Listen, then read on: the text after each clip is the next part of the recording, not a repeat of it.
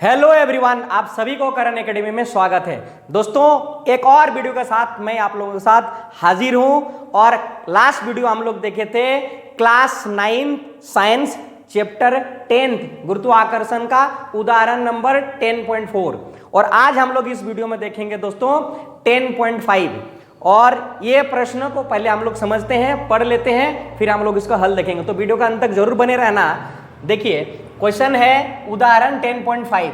एक वस्तु का भार पृथ्वी के सतह पर मापने पर 10 न्यूटन आता है, इसका भार चंद्रमा की सतह पर मापने पर कितना होगा।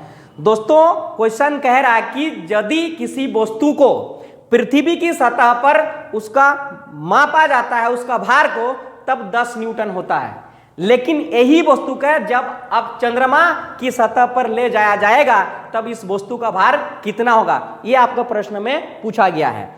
दोस्तों, पहले आपको समझना है कि भार है क्या।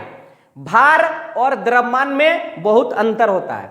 भार स्थान परिवर्तन करने पर बदलता है, लेकिन द्रव्यमान स्थान परिवर्तन करने पर नहीं बदलता, यानी कांस्टेंट रहता है। इसीलिए भार एक प्रकार का बल है और द्रव्यमान जो होता है वो एक हमारा किसी वस्तु पर जितना पदार्थ की मात्रा है वही हमारा उस वस्तु का आपको द्रव्यमान कहा जाता है। तो चलिए हम लोग निकालते हैं कि वस्तु का आपका भार 10 न्यूटन है तो चंद्रमा की सतह पर क्या होगा।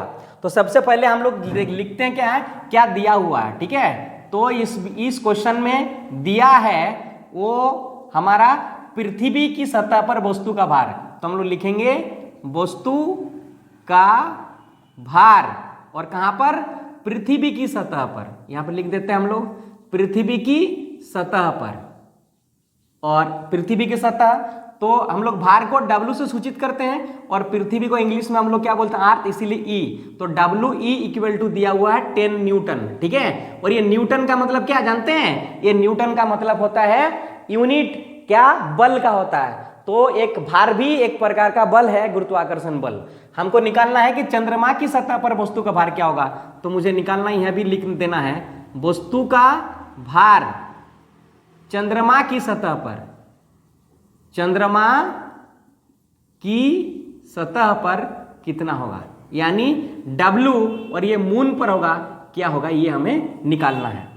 दोस्तों, चंद्रमा की सतह पर किसी वस्तु का भार और पृथ्वी की सतह पर किसी वस्तु का भार में एक संबंध होता है, एक रिलेशन होता है। वो रिलेशन यह कहता है कि चंद्रमा पर किसी वस्तु का भार पृथ्वी पर वस्तु के भार का 1/6 गुना होता है। ध्यान से सुनिएगा कि पृथ्वी की सतह पर वस्तु का भार का 1/6 गुना चंद्रमा की सतह पर वस्तु का भार होता है। इसी रिलेशन का उपयोग करके हम इस प्रश्न को हल कर सकते हैं। तो चलिए, मैंने आपको क्या बोला कि चंद्रमा पर वस्तु का भार, तो वस्तु का भार कहां पर, चंद्रमा पर। तो W आपको मूल लिख देते हैं, इक्वल टू क्या होगा कि वस्तु का भार, वस्तु का भार ये कहां पर, पृथ्वी पर, पृथ्वी पर का 1/6 गुना होगा।